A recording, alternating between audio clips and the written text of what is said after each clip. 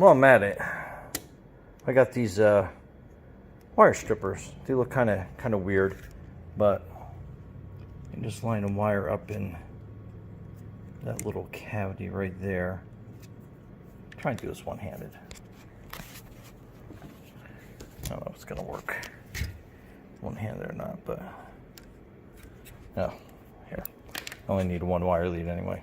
Okay, so kind of lay the wire in there, and then you are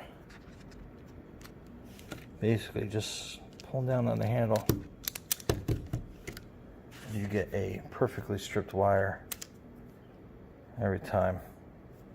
Anyway, from the other end, just have it kind of hang over the edge there,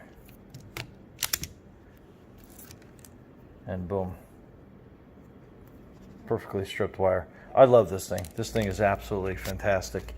I'll leave the link below, but I do a lot of electronics work, and that thing makes my life a heck of a lot easier.